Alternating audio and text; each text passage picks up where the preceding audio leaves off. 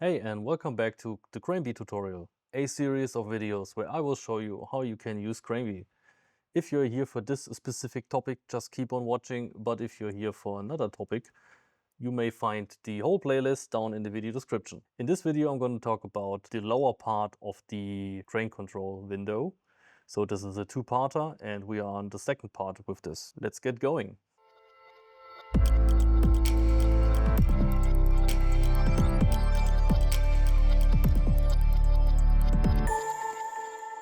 Okay, we are back in our job site, and I guess you're coming from the first part of the video, so I'm just gonna go ahead and we'll continue on this part. So we were using the upper part of the crane window to manipulate the crane itself, in this case this crawler crane, and I will now show you the lower part of this. So we have, in the lower part, we have different tabs, you can call it, the same as up top and the job site and the crane stuff.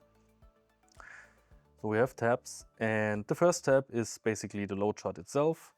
You can use it to see your current load and radius and what the possible height is. You can also use it to, if you double click, to change it. And if you do a value in between, this will also show up here. The second part of this is the lift area selector.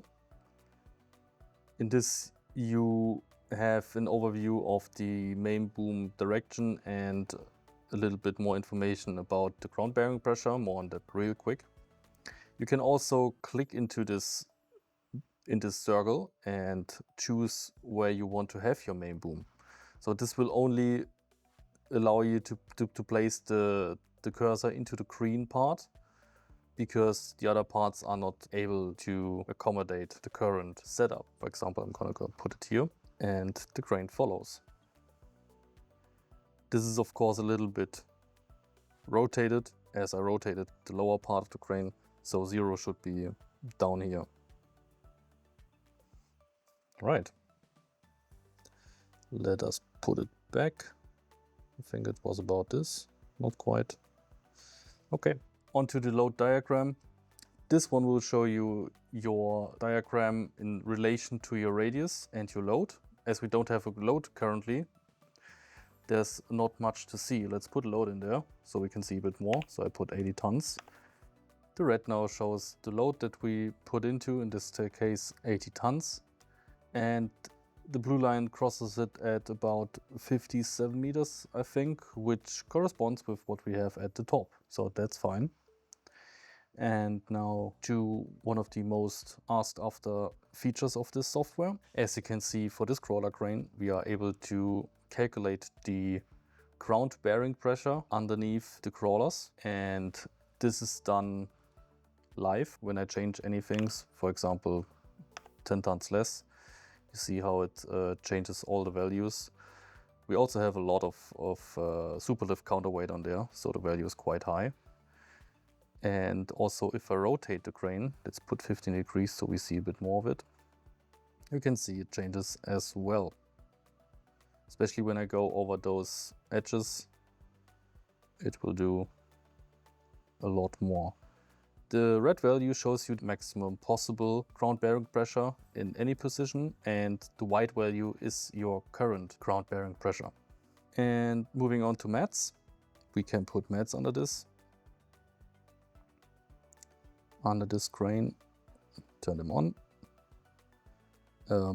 There's nothing to see yet because they're quite small. Let's give them a height of 20 centimeters and make them a bit longer. Lot longer and a bit wider. So you're asking yourself, why are there no mats showing up? This is because they are placed at 0. So our mats are down here. And this is a specialty for those crawler cranes. So I can click on this button to bring them under the crane, and they will stay put while the crane may move on the mats. Okay. That's that for crawler cranes. Let's go to mobile cranes. They're quite similar, but not all the way.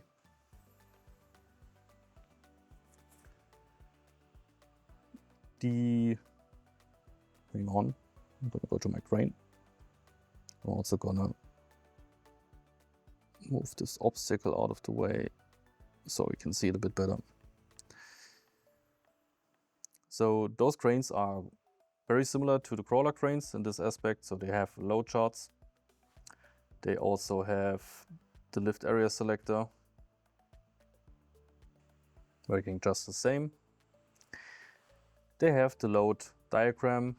There's no load on there yet, so let's put a load on this, 30 tons. And the ground point pressure. So this is calculating it under a very, very small area under each of those supports. And again, if we move the crane around, those will change.